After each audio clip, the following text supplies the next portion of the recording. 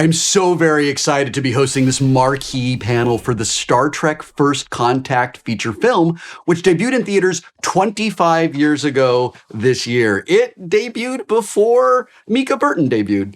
And I'm even more excited that we get to have this discussion on First Contact Day of all days. Please join me in welcoming these immensely talented creators and performers from the movie. Stars Patrick Stewart, Brent Spiner, and Alice Krige, as well as star and director Jonathan Frakes. Thanks to all of you for joining me for this 25th anniversary celebration. Good to be here.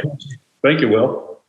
It has been 25 years since First Contact was released, and we are here celebrating First Contact Day. So let's talk about your first contact with the movie First Contact.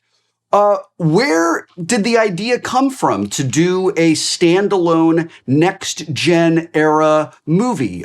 Johnny, I feel you probably could start us off there.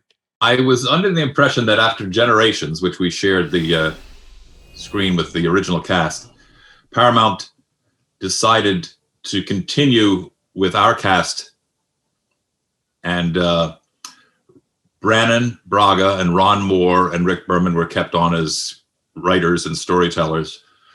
The Borg were chosen to be our nemesis, and all three of the writers, I believe, wanted a time travel story. So the objective was to find a way to marry those two big concepts. And originally it was going to take place, I believe, in Renaissance Italy, perhaps, and we were going to fight the Borg with swords. And thankfully that idea was taken away for financial reasons and logic reasons and absurd reasons, I'm sure. And we were blessed with this, arguably the best of the Star Trek movie script, certainly, and a great story. You know, one of the reasons I think this movie is so beloved by fans, and one of the reasons it really holds up 25 years later, Patrick, is your performance. Picard is so clearly carrying the trauma of having been assimilated by the Borg. And I feel that the driving narrative arc of this movie is Picard's efforts to come to terms with and work through that trauma. Did working on this film help inform some of the choices you have made in Picard, where I feel like some of that trauma is still playing out? Yes. I was going to immediately reference Picard when I saw where you were going with that question. There is a lot of referencing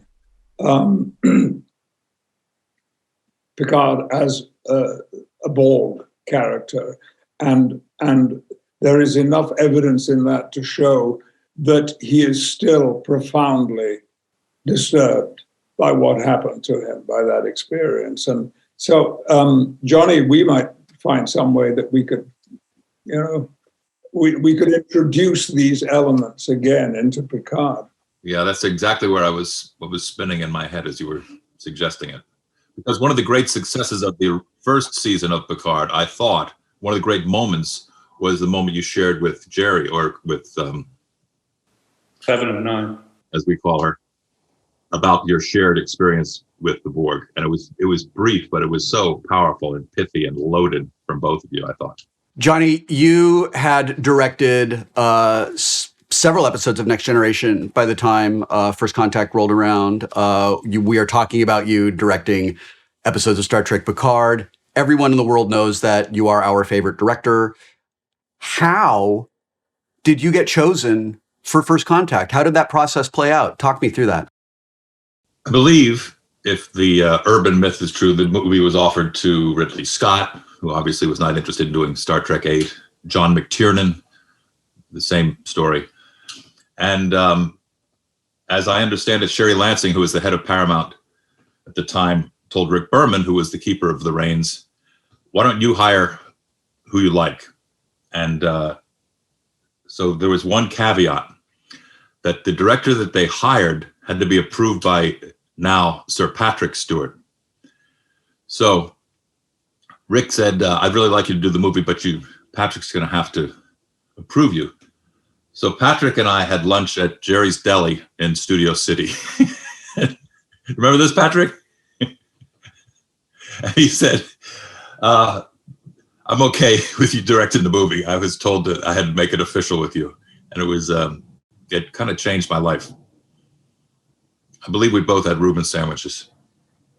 There is nothing like a Jerry's Deli Reuben. I want to go on record as being entirely in favor of the Jerry's Deli Reuben. Brent, in First Contact, Data gets closer to being human than we ever saw him before.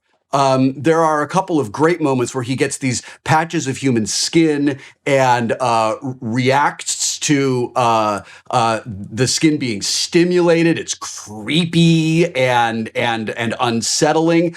Would you talk a little bit about playing that side of Data with the knowledge that even when it appears that Data has 100% gone over to the bad guys, he's still actually on our side? Would you talk a little bit about that process?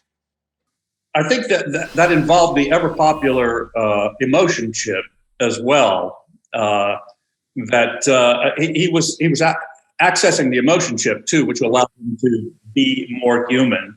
And he was accessing, of course, or being accessed by the wonderful Borg Queen, which stimulated other human experiences that he hadn't had before, sensations and experiences. But in general. And it was true through the entire series and all of the films, is there was this sort of symbiotic relationship between me and the audience, whereby I really didn't have to do anything. And the audience would paint the emotion onto me. It was a little more profound in First Contact because I actually got to express it more fully.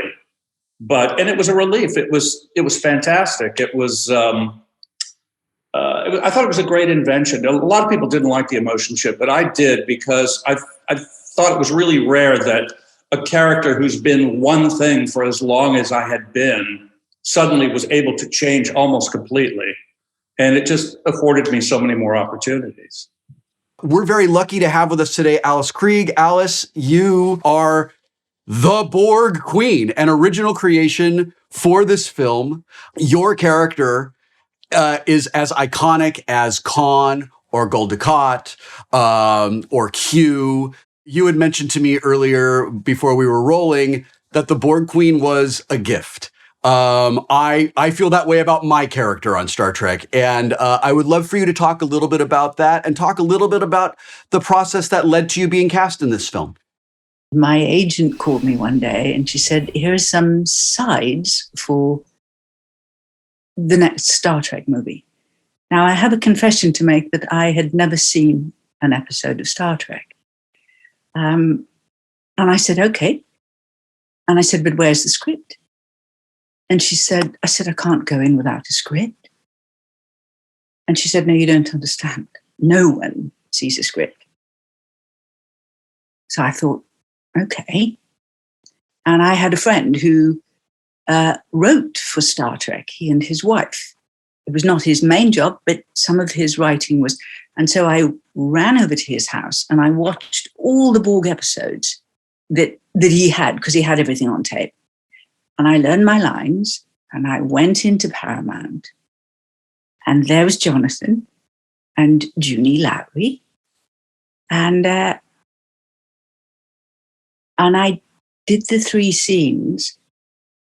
And as I was doing them, I actually started to understand. It was the act of doing it that it was not intellectual. It was like just something opened up, a channel opened up, and they thanked me politely, and I left. Now, this was the day before the days of mobile phones. I ran to my car in the parking lot, and I drove to find the first payphone I could find. And I called my agent and I said, I totally screwed it up. Please tell them that I can do better. And I really want to do it again. Well, we didn't hear from them for 3 weeks. And I thought, another one bites the dust. And then I got another call. And I went in and I did the same thing again. And I was offered the Borg Queen. The Next Gen family simply opened their hearts to me. It's actually not easy to come into a show where they've been together, they've become true family. It was a truly functional family. And I was made to feel instantly part of them. And then also, of course, all the Borg wranglers, because I must have had 8, maybe. Someone who looked after my battery packs, someone who had a big pot of glue and glued the cracks, someone who looked after my hands, my feet, my head, someone with a huge tube of, what was it? KY jelly and a sponge. Every one of them helped make her. This was sort of the apotheosis of collaboration for me, this role. Johnny, do you have any memories of the audition process that you can share from your side of the table? I do remember when we got a call from Alice's agent saying that she didn't think she did it well and wanted to come back. And Berman and I and Junie thought she was insane because she was clearly our favorite. And then we had callbacks had been pushed because we had production issues. But I remember specifically that phone call or dialogue about the unease. One of the great moments in the movie is obviously the Borg Queen's entrance from the ceiling of the Enterprise with her spinal cord, which connects to her body, and then Alice, or the Borg Queen, walks forward. And it's a great visual effects shot. It's great today. It was great, whatever that was, 25 years ago. And the reason it's great, and John Knoll, the Academy Award-winning visual effects artist who designed it, will tell you, and I will tell you, was because Alice made you believe that she actually did connect to her body and walk toward you. She didn't let the visual effect do the work. She did the work for them. And that was one of the key moments, one of the key successes of that movie was Alice's acting. There you go. Jonathan, you might not remember this, but it was an acting note you gave me. Of course it was. Yes. No, it's true.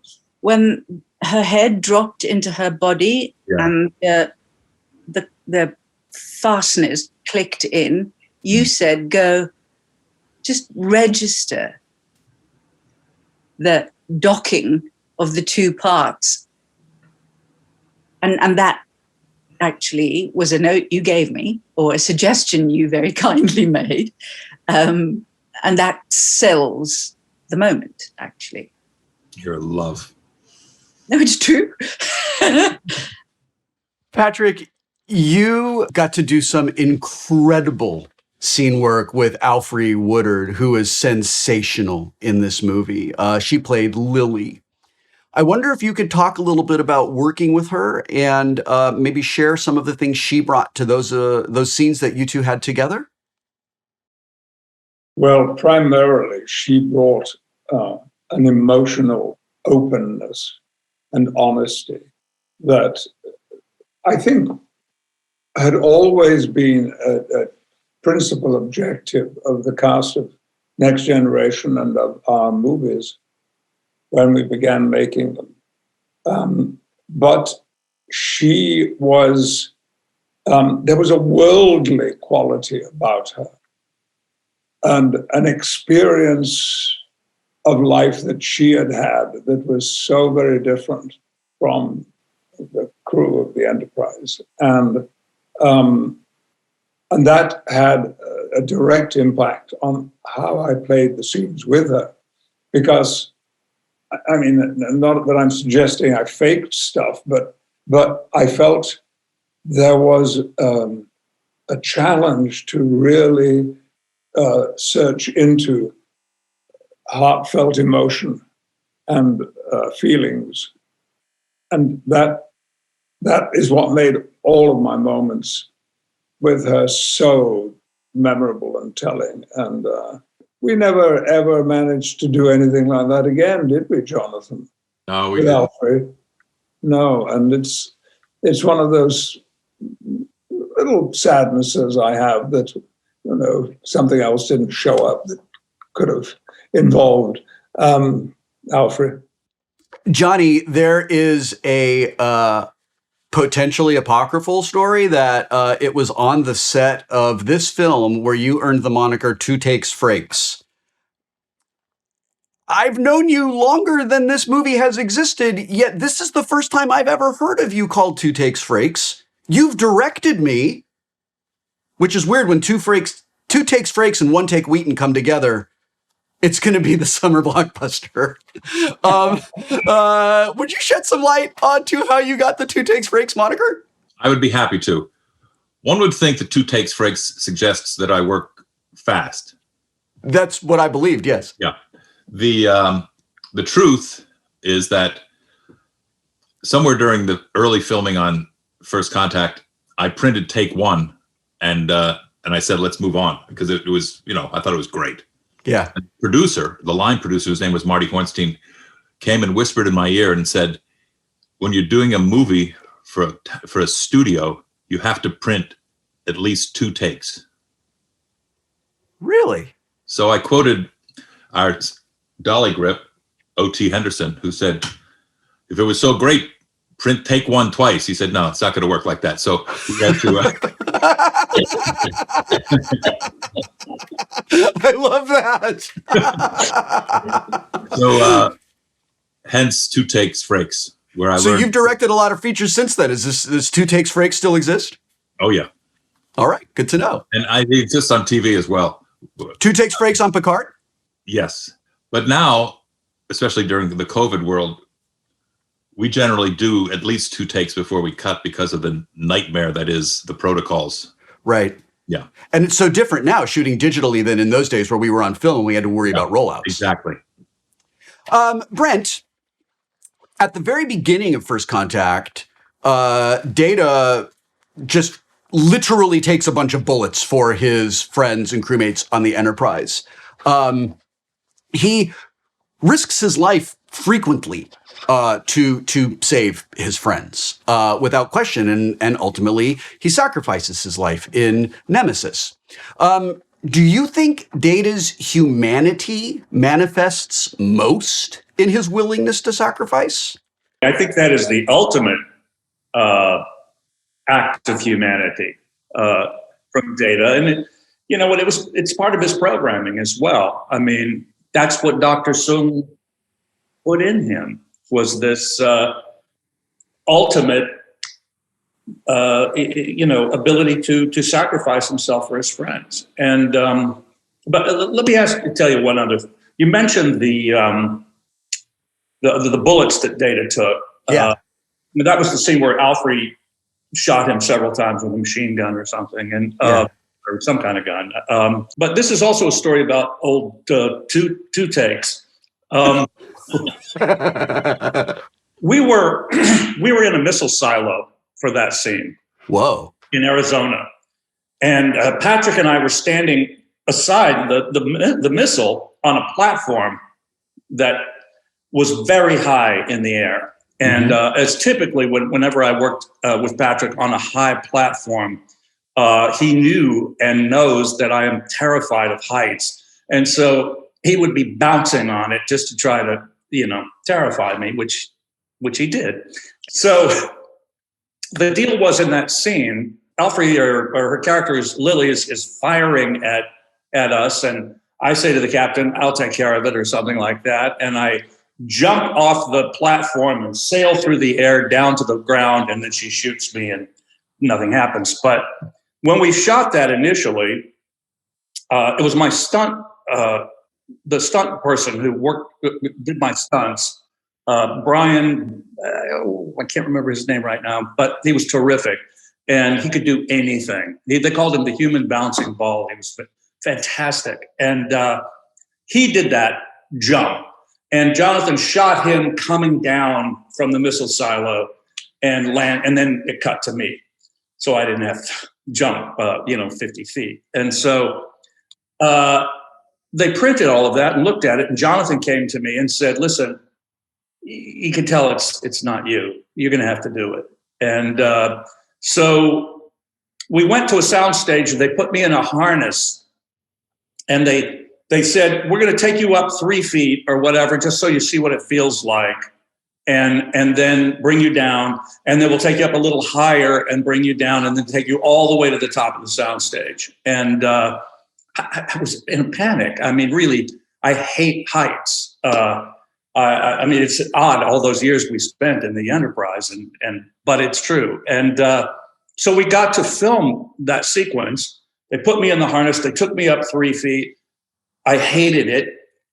They brought me down. They said, we're going to take you up another few feet. And I said, no, just take me to the top. I'll never be able to do it if you keep doing this. And so they took me all the way to the top of the soundstage on a rope. And I was literally spinning like that. So they had a guy with a pole on a catwalk who would straighten me out, and so they could do the shot. And when Jonathan said action, they were to drop me. And then a few feet before I hit the ground, the hydraulic kicked in and it slowed down the landing.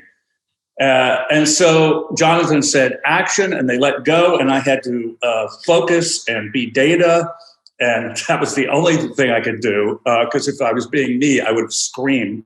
But so I was able to do it and look confident, and I landed, and the crew applauded, and the stunt guys were all like, great work and all of that. And I thought, wow, so glad that's over. And then 2 Takes comes and says, I don't think we got this. Can you do it one more time?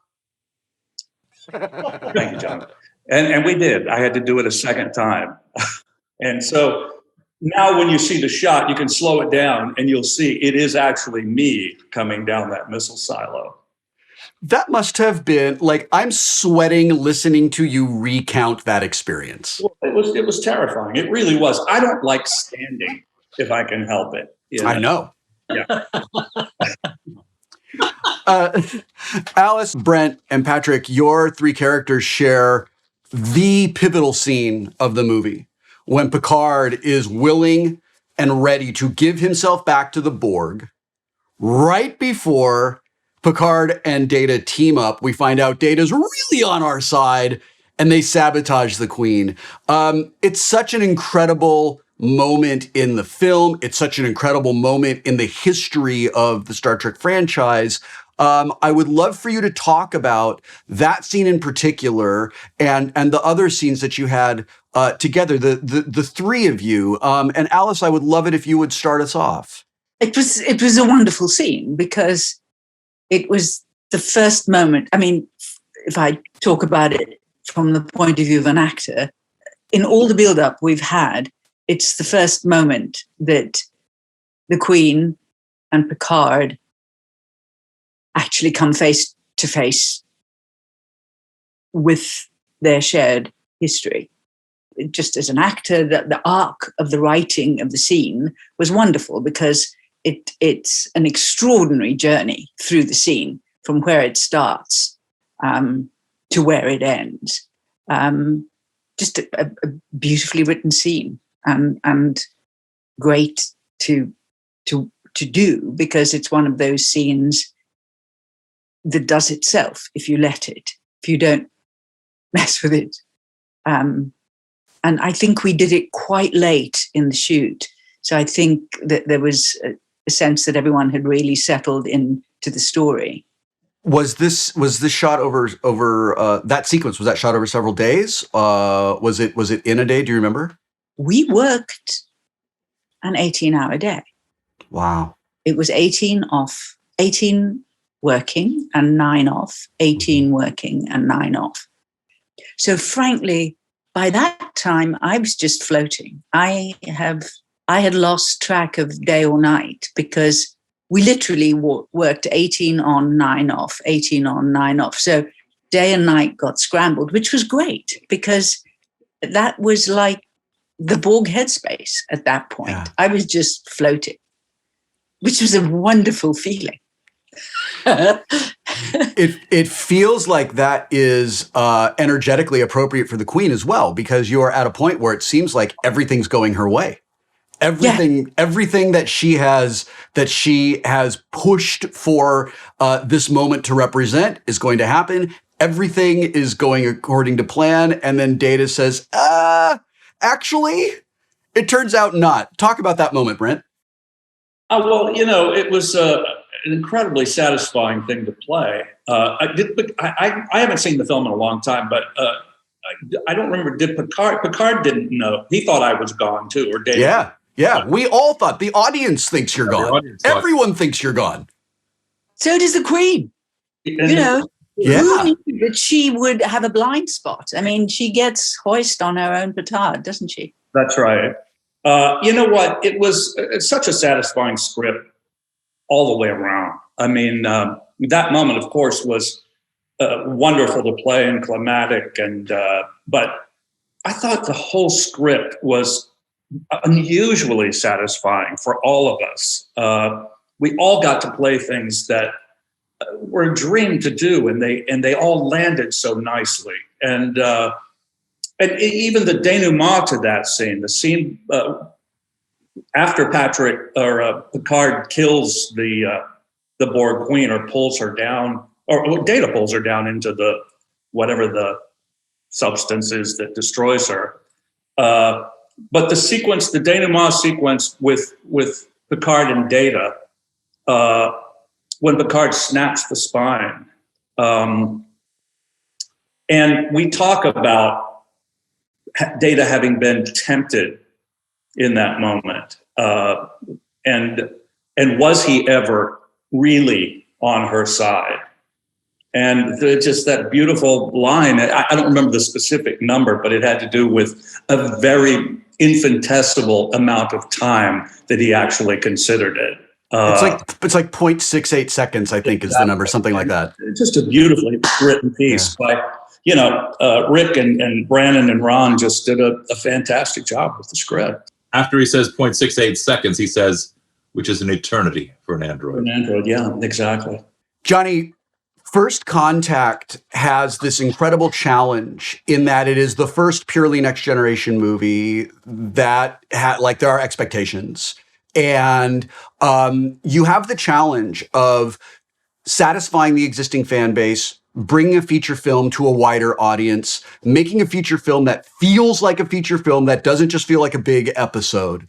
And I think you managed to nail every one of those requirements.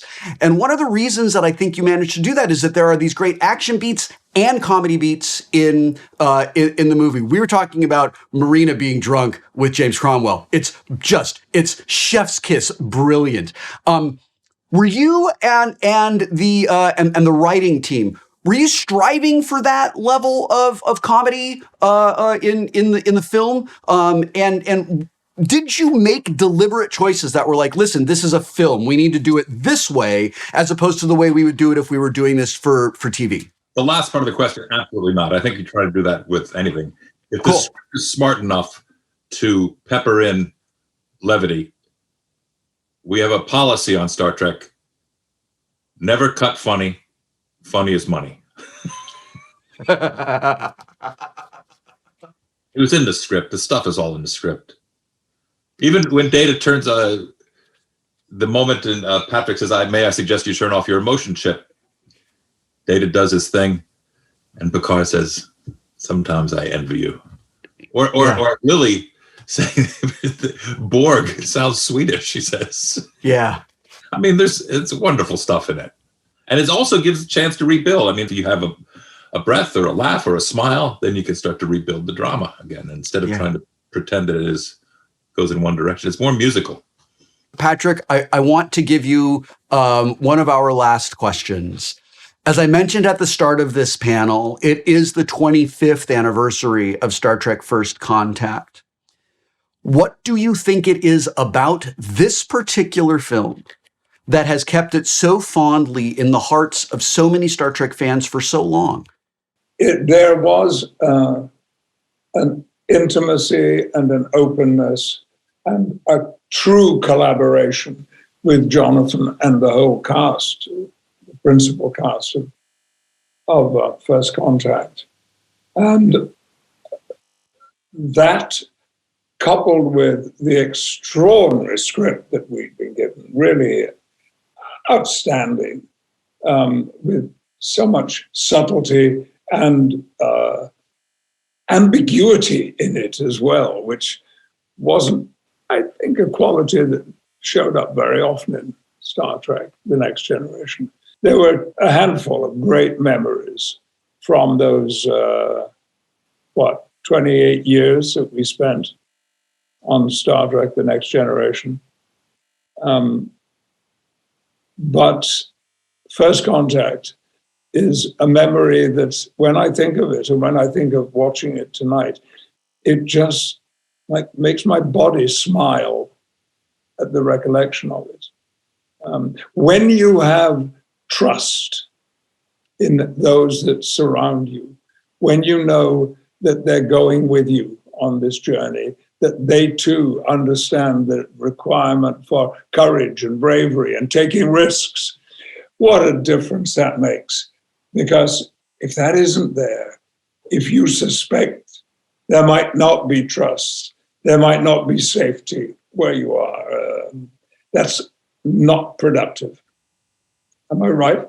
Or Yeah. do you feel differently?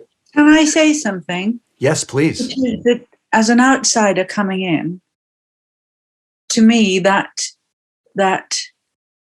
extraordinary closeness, you knew each other so well, and you worked with such sort of unspoken empathy as a group of actors.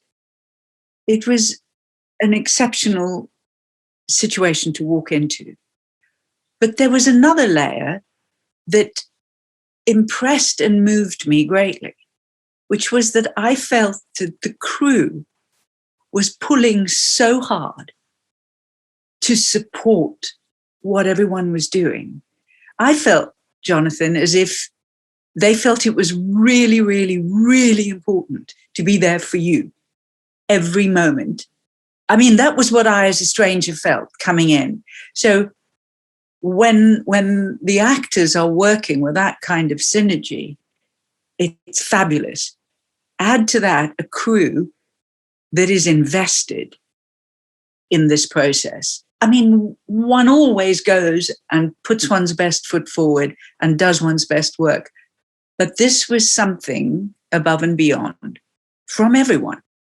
That is an absolutely sensational way to memorialize The Next Generation, Star Trek First Contact, and 25 years of the Borg Queen.